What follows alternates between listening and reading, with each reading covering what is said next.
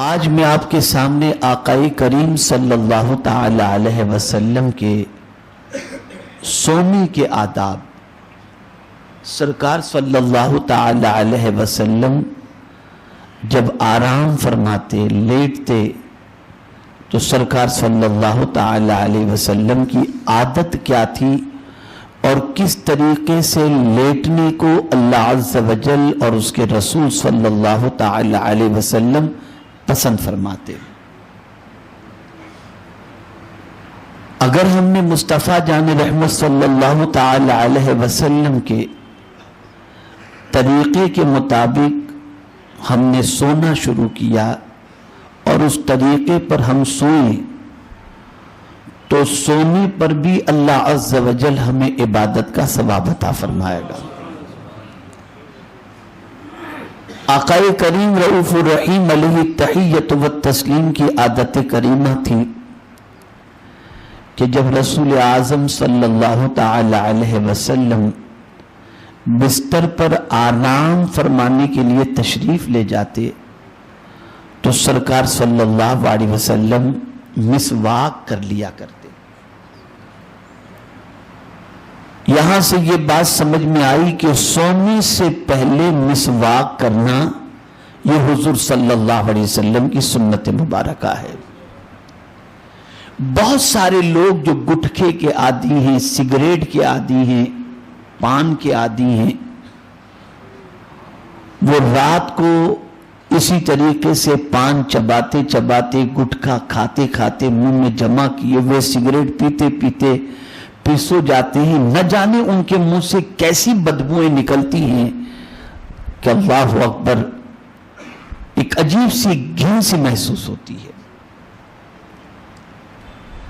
آقائے کریم صلی اللہ علیہ وسلم مسواک کر کے سوتے اور اکثر حضور صلی اللہ علیہ وسلم رات کو وضو کر کے سویا کرتے۔ سرکار صلی اللہ تعالی علیہ وسلم نے سونے کے حوالے سے جو جگہ کے متعلق فرمایا تو میرے آقا صلی اللہ علیہ وسلم ارشاد فرماتے ہیں، ایسی چھت پر نہ سویا جائے جس کی منڈیر نہ ہو یا پردہ لگا ہوا نہ ہو، یعنی ایسی چھت جس کی باؤنڈری کھلی ہوئی ہو، کوئی وال بنی ہوئی نہ ہو، کوئی دیوار بنی ہوئی نہ ہو۔ آقا کریم صلی اللہ علیہ وسلم نے ایسی چھت پر سونے سے منع فرمایا، اس لیے کہ نیند میں آدمی کروٹیں لیتا ہے، لوٹنے کی عادت ہوتی ہے۔ اگر منڈیر نہ ہو تو سرکار صلی اللہ تعالی علیہ وسلم کے فرمان کی حکمت یہ ہے کہ انسان چھت سے نیچے گرے گا اور اس کو نقصان پہنچے گا۔ پردے کے حوالے سے جو فرمایا گیا کہ منڈیر جس کی نہ ہو ایسی چھت پر نہ سویا جائے، یا ایسی چھت پر نہ سو جہاں پر پردہ نہ ہو، تو پردہ تو منڈیر کا کام نہیں کرے گا۔ آدمی لوٹتے ہوئے پردہ ہے تو جائے گا تو گر جائے گا، پردہ تو ہٹ جائے گا۔ تو پردے سے کیا مراد ہے؟ تو یہاں بعض محدثین فرماتے ہیں کہ وجہ یہ ہے کہ پہلے کے زمانے میں گھر لگے لگے رہتے تھے، اگر پردہ لگا ہوا نہ ہو تو سامنے کی ٹیریس پر کوئی سویا ہو اور آپ اپنی ٹیریس پر سوئے ہو تو بے پردگی کا احتمال ہوتا ہے، اس لیے حضور نے پردے کا حکم فرمایا تاکہ بے پردگی نہ ہو۔ آقائے کریم رؤوف الرحیم علیہ التحیۃ والتسلیم نے ایک اور بات بھی ارشاد فرمائی۔ سرکار صلی اللہ تعالی علیہ وسلم ارشاد فرماتے ہیں کہ سونے سے پہلے اگر کوئی چراغ تم نے جلایا ہو تو اسے بجھا دیا کرو۔ اس سے مراد یعنی ایسا چراغ جس سے آگ لگنے کا خدشہ ہو، گر جائے یا کسی کپڑے کو پکڑ لے تو گھر کے جل جانے کا خطرہ ہو تو اس کو بجھا دینے کا سرکار صلی اللہ تعالی علیہ وسلم نے حکم عطا فرمایا۔ اسی طریقے سے میرے پیارے آقا صلی اللہ تعالی علیہ وسلم کے پیارے دیوانوں، کمپلیٹ اندھیرا کر کے سونا بھی یہ اچھی چیز نہیں ہے۔ تھوڑی سی روشنی ہونی چاہیے تاکہ رات کو کبھی آپ کی آنکھ کھلے اور آپ اگر چلنا چاہیں، کچھ پانی وغیرہ پینا چاہیں تو آپ کا اندھیرے کے اندر کسی پر پیر نہ پڑ جائے، آپ گر نہ جائیں، کوئی چیز آپ کے پیر میں نہ آ جائے۔ اسی طرح سے سرکار صلی اللہ تعالی علیہ وسلم نے ارشاد فرمایا کہ رات کو جب تم سونے کے لیے بستر پر جانا چاہو تو اپنے گھر کے دروازے کو بسم اللہ الرحمن الرحیم پڑھ کر کے کنڈی لگا دو۔ اب اس گھر کی حفاظت اللہ عز و جل کے معصوم فرشتے تمہارے گھر کی کریں گے۔ بسم اللہ شریف پڑھ کے گھر کے دروازے کو بند کرو، کنڈی لگاتے وقت بسم اللہ شریف پڑھو۔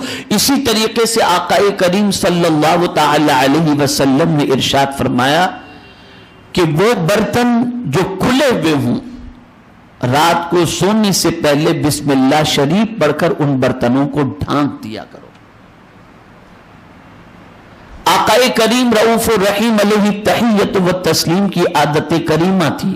اب یہ بات خاص طور سے ذہن میں رکھیے گا، اتنا خیال تو کوئی ماں باپ بھی اپنے بچوں کا نہیں رکھتا جتنا مصطفیٰ جان رحمت صلی اللہ علیہ وسلم ہمارا خیال فرماتے ہیں۔ اس کو سنیں اور اپنا ایمان تازہ کریں کہ حضور کو اپنی امت کی کتنی فکر تھی۔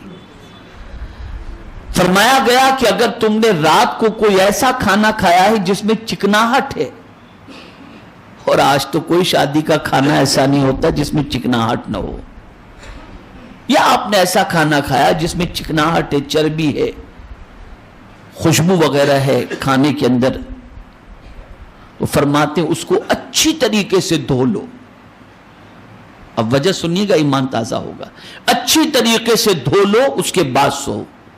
وجہ کیا ہے کہ یہ خوشبو کہیں کسی کیڑے کو نہ آ جائے جس کی وجہ سے وہ آ کے تمہیں ڈنک نہ مار دے۔ کتنا خیال ہے، آپ سوچیے کتنا خیال حضور صلی اللہ علیہ وسلم کو اپنی امت کا ہے کہ چکناہٹ اگر ہاتھ میں ہے، جیسے آپ نے رات کو پائے کھا لیے اور ہاتھ میں چکناہٹ رہ گئی، آپ نے ایسے ہی دھوئے اور سو گئے، تو وہ چکناہٹ جو ہوتی ہے اس کی خوشبو پھیلتی ہے۔ اور یہ بھی یاد رکھیں، اللہ عز و جل نے بعض جانوروں کو دیکھنے سے لے کر سونگھنے کی ایسی طاقت عطا فرمائی ہے جو انسان کے پاس بھی نہیں ہے۔ آپ کو مثال کے ذریعے سمجھاؤں، بہت سارے جانور ایسے ہیں جو صرف سونگھ کر پتہ لگا لیتے ہیں کہ یہاں کیا چیز ہوگی۔ اسی لیے آپ کتوں کو دیکھتے ہوں گے کہ ٹرین جو کتے ہوتے ہیں، آج ایئرپورٹ کے اوپر ان کو بیگ کے پاس بھیج دیا جاتا ہے تو پتہ لگا لیتے ہیں کہ بیگ کے اندر کیا چیز ہے۔ جو مشین پتہ نہیں لگا سکتی، جو انسان پتہ نہیں لگا سکتا، وہ کتا سونگ کر کے پتہ لگا لیتا ہے۔ تو ایسے ہی جانور ہوتے ہیں جن کے سونگھنے کی صلاحیت بہت زیادہ ہوتی ہے، اگر ہاتھ میں چکناہٹ ہے اور کچھ ہے تو خوشبو فوراً آ جاتی ہے، جس کی وجہ سے وہ کیڑا یا وہ جانور تمہیں اذیت پہنچائے گا۔ میرے آقا چاہتے ہی نہیں کہ ان کی کسی امت کو کوئی تکلیف پہنچے، اس لیے باریک سے باریک چیزوں کا بھی میرے آقا صلی اللہ تعالی علیہ وسلم نے خیال فرمایا اور اس کی تعلیم عطا فرمائی۔ آقا کریم رؤوف الرحیم علیہ تحیت و تسلیم اپنا بستر اپنے ہاتھوں سے خود کیا کرتے تھے، اور سرکار صلی اللہ علیہ وسلم کا بستر کیسے ہوتا؟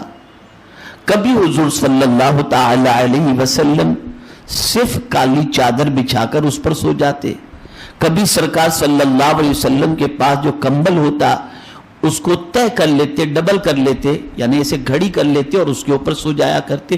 اور کبھی ایسا ہوتا کہ حضور صلی اللہ تعالی علیہ وسلم رسی کی بنی ہوئی چارپائی پر میرے آقا صلی اللہ علیہ وسلم آرام فرمایا کرتے تھے۔ اسی کو کسی شاعر نے کہا، ہاتھ کا تکیہ خاک کا بستر صلی اللہ تعالی علیہ وسلم۔ ایک مرتبہ رسول اعظم صلی اللہ تعالی علیہ وسلم اسی طریقے سے آرام فرما رہے تھے، اور سرکار صلی اللہ علیہ وسلم کی عادت کریمہ تھی کہ رات کو سوتے وقت سرکار صلی اللہ علیہ وسلم کوئی کپڑے کا تہبند بنا لیتے اور کرتا اتار دیتے اور سرکار آرام فرماتے۔ تو سرکار صلی اللہ علیہ وسلم کی پیٹھ مبارک پر رسیوں کے نشان آ گئے، اور فاروق اعظم رضی اللہ تعالیٰ عنہ ملنے کے لیے تشریف لائے تو سرکار صلی اللہ تعالیٰ علیہ وسلم کے جسم اقدس پر جب فاروق اعظم رضی اللہ تعالیٰ عنہ نے وہ نشان دیکھے تو فاروق اعظم کی آنکھوں سے آنسو آ گئے. عرض کرنے لگے یا رسول اللہ صلی اللہ تعالیٰ علیہ وسلم باطل تو نرم گدوں پر آرام کریں اور حضور صلی اللہ علیہ وسلم ایسے بستر پر آرام کریں جس کے نشان حضور کے پشت مبارک پر آ جائیں. تو سرکار نے فرمایا ہمارے لیے آخرت کا عیش ہے، ان کے لیے دنیا کا عیش ہے.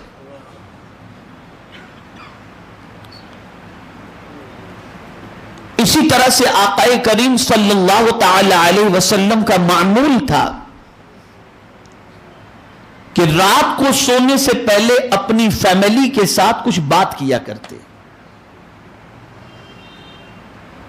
آج کیا ہوتا ہے، رات کو 3 بجے گھر پہنچتے ہیں، چابی لیے دروازہ کھولے، گھر میں گھسے، اپنے بستر پر لیٹ گئے.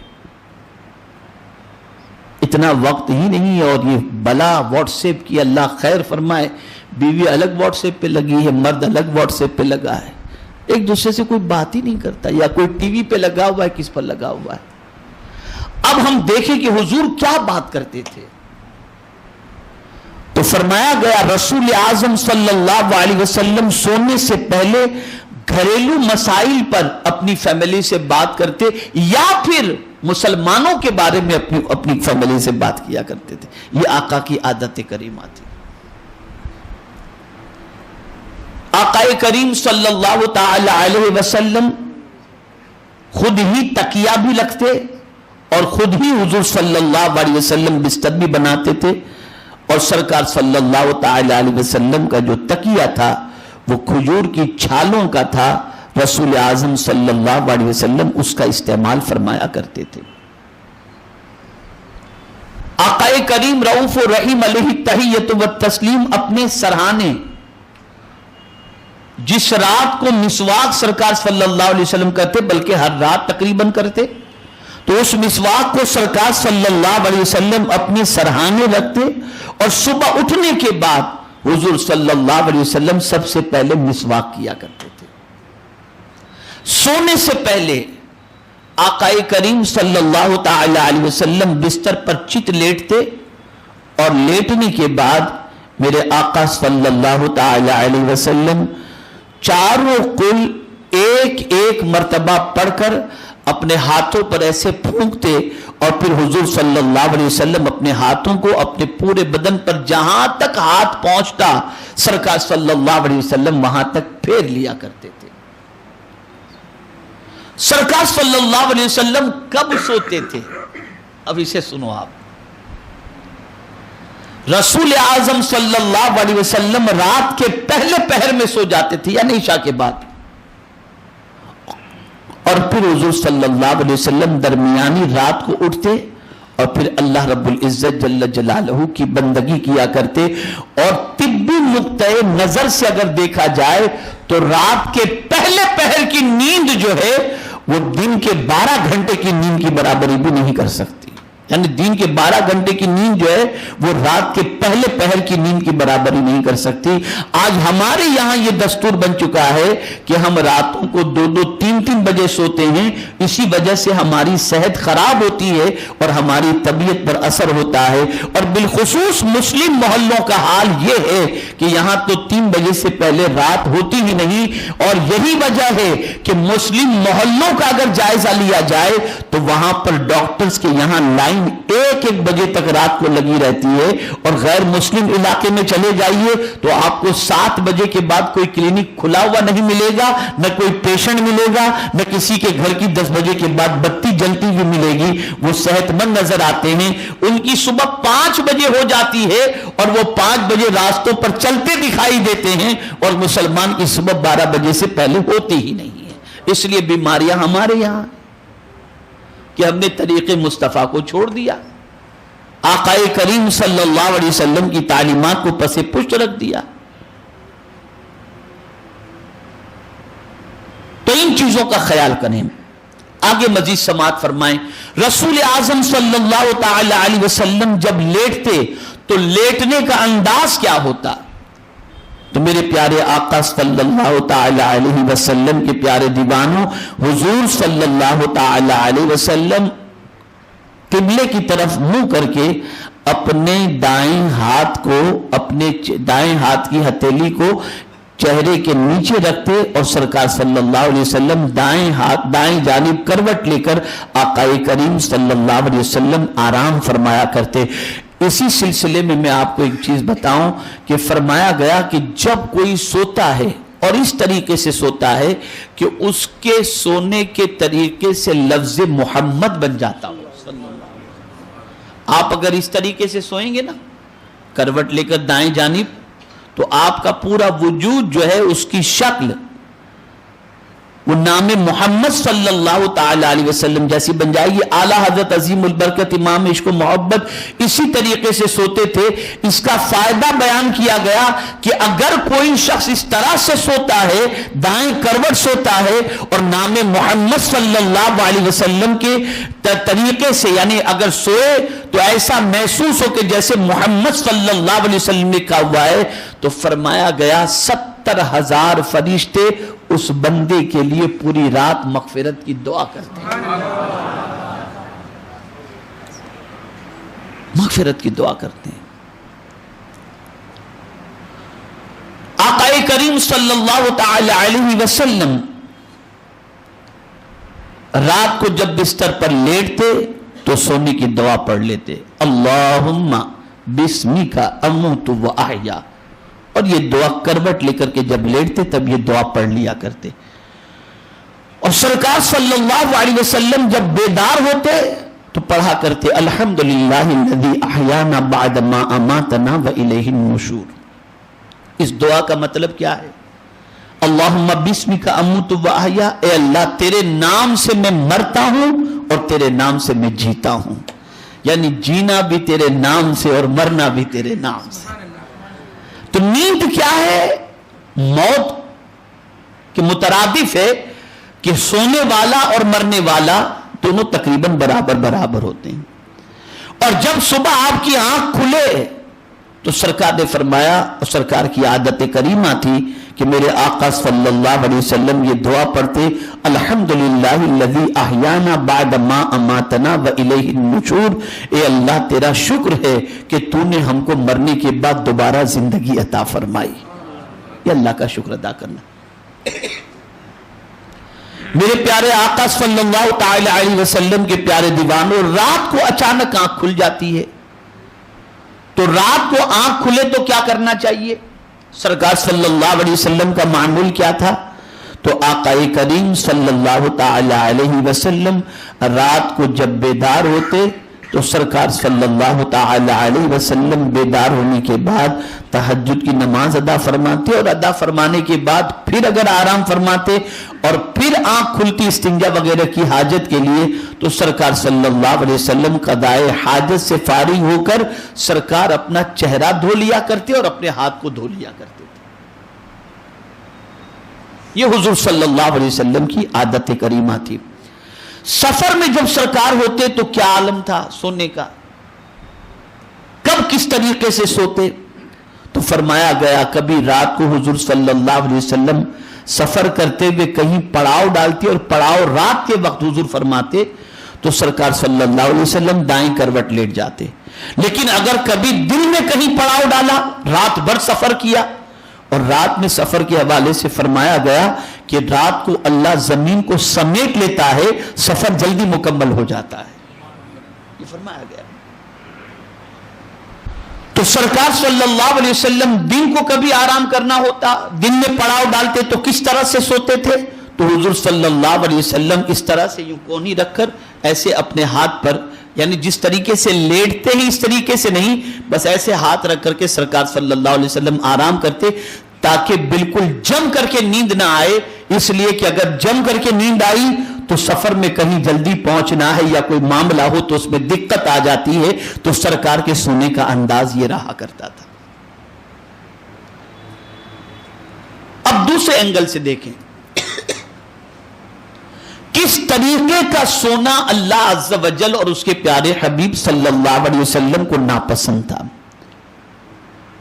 تو فرمایا گیا رسول گرامی وقار صلی اللہ علیہ وسلم نے ایک صحابی کو دیکھا کہ پیٹ کے بل لیٹے ہوئے، اوندے لیٹے ہوئے، تو میرے آقا صلی اللہ علیہ وسلم نے انہیں اٹھایا اور فرمایا یہ طریقہ اللہ کو پسند نہیں ہے، اوندھا لیٹنا، پیٹ کے بل لیٹنا۔ اور حضرت ابو ذر غفاری رضی اللہ تعالیٰ عنہ فرماتے ہیں کہ میں پیٹ کے بل لیٹا ہوا تھا اور آقا کریم صلی اللہ علیہ وسلم کا گزر ہوا تو رسول اعظم صلی اللہ تعالی علیہ وسلم نے اپنے پیر سے مجھے ہلایا اور فرمایا اس طرح سے لیٹنا یہ جہنمیوں کا طریقہ ہے، یہ جہنمیوں کا طریقہ ہے۔ تو میرے پیارے آقا صلی اللہ تعالی علیہ وسلم کے پیارے دیوانوں، رسول اعظم صلی اللہ تعالی علیہ وسلم نے جہنمیوں کا طریقہ بتا کر کئی بیماریوں سے بچا لیا، اس لیے کہ اگر کوئی شخص پیٹ کے بل لیٹتا ہے تو ہارٹ کی پرابلم کا ٹینشن ہے، بدہضمی کا ٹینشن ہے۔ کسی بھی ڈاکٹر سے، کسی بھی طبیب سے پوچھ لو کہ اگر کوئی شخص رات کو پیٹ کے بل لیٹے تو اس لیٹنے کے طبی نقطۂ نظر سے کیا نقصانات ہیں، تو ہر ڈاکٹر بتائے گا کہ اس طریقے سے سونے کے نقصانات۔ ایک اور بات بھی آپ ذہن محفوظ کر لیں، اور یہ خاص بات ہے، شاید آپ کو آج تک معلوم نہ ہو، بہت سارے لوگ رات کو کھاتے ہیں اور بستر پر فوراً لیٹ جاتے ہیں۔ طبیب فرماتے ہیں اور خود آقا کریم صلی اللہ علیہ وسلم کا معمول بھی رہا ہے کہ رات کو سو کر کے فوراً، رات کو کھا کر کے فوراً نہیں سو جایا کرتے، بلکہ رات کو کھا کر کے چلا کرتے تھے، چند قدم چلا کرتے تھے، تھوڑا سا واک کر لیا کرتے تھے، اور اس کے بعد حضور صلی اللہ علیہ وسلم آرام فرماتے تھے۔ اسی لیے طبیب کہتے ہیں کہ رات کو کھانے کے بعد تھوڑا سا چل لیا کرو، چاہے تمہیں آگ ہی پر کیوں نہ چلنا پڑے، اس لیے کہ آپ کھا کر کے فوراً سوئیں گے تو کئی بیماریوں کو دعوت دینے کے مترادف ہوگا۔ اسی طریقے سے رات کو بھوکا نہیں سونا چاہیے کہ رسول اعظم صلی اللہ علیہ وسلم نے فرمایا رات کو کچھ کھا کر کے سویا کرو، اس لیے کہ رات کو کچھ کھا کر کے سونا یہ بڑھاپے کو دور کر دیتا ہے، اس سے بڑھاپا جلدی نہیں آتا۔ آقا کریم صلی اللہ تعالی علیہ وسلم سرما دانی کالے کلر کی اپنے پاس رکھا کرتے رات کو سونے سے پہلے۔ جب سرکار صلی اللہ علیہ وسلم سونے کو جاتے تو اپنی آنکھوں میں سرما لگا لیتے، 2 سلائی دائیں جانب، 2 بائیں جانب، اور پھر ایک سلائی کو ادھر بھی اور ادھر بھی دونوں طرف لگا لیا کرتے۔ اور حضور صلی اللہ تعالی علیہ وسلم رات کو سونے سے پہلے مسواک کر لیا کرتے تھے۔ میرے پیارے آقا صلی اللہ تعالی علیہ وسلم کے پیارے دیوانوں، یہ مختصر سا طریقہ آقا کریم صلی اللہ تعالی علیہ وسلم کے سونے کا میں نے آپ کو بتایا۔ اب کوئی شادی شدہ ہے، اس نے اپنی بیوی کے ساتھ صحبت کی اور اس کے بعد وہ سو گیا، تو آقا کریم صلی اللہ علیہ وسلم کا معمول کیا تھا؟ تو فرمایا گیا کبھی ایسا ہوتا کہ سرکار صلی اللہ تعالی علیہ وسلم اس طریقے سے اپنی شب کو گزارنے کے بعد حضور صلی اللہ تعالی علیہ وسلم سونے سے پہلے غسل فرما لیا کرتے، اور اس کے بعد حضور صلی اللہ علیہ وسلم آرام فرمایا کرتے۔ اور کبھی ایسا بھی ہوتا کہ آقا کریم صلی اللہ تعالی علیہ وسلم صرف اپنا چہرہ دھو لیا کرتے اور ہاتھ دھو لیا کرتے، اور جو ناپاک جو جگہ ہوئی ہوتی اسے سرکار صلی اللہ علیہ وسلم دھو لیا کرتے۔ جہاں ناپاکی لگی ہوتی یا جو ناپاک جگہ ہوتی اسے سرکار صلی اللہ علیہ وسلم دھو لیا کرتے۔ اور ایسا کبھی بھی نہیں ہوا کہ سرکار صلی اللہ تعالی علیہ وسلم فجر کی نماز سے پہلے آقا کریم صلی اللہ تعالی علیہ وسلم نماز فجر کے لیے غسل فرما کر سرکار نے نماز فجر ادا نہ فرمائی ہو۔ اس لیے یاد رکھیں، بہت سارے شادی شدہ لوگ ایسے بھی ہوتے ہیں جو رات کو اپنی بیوی سے صحبت کرنے کے بعد غسل نہیں کرتے اور فجر کی نماز کی پرواہ بھی نہیں کرتے، اور جو لوگ ایسے ہیں جو فجر کی نماز کی پرواہ نہیں کرتے دیتے اور ناپاکی کے عالم کے اندر فجر کی نماز کو ضائع کر دیتے ہیں، ایسے بندوں کے لیے سخت وعید آئی ہے اور سخت تنبیہ آئی ہے۔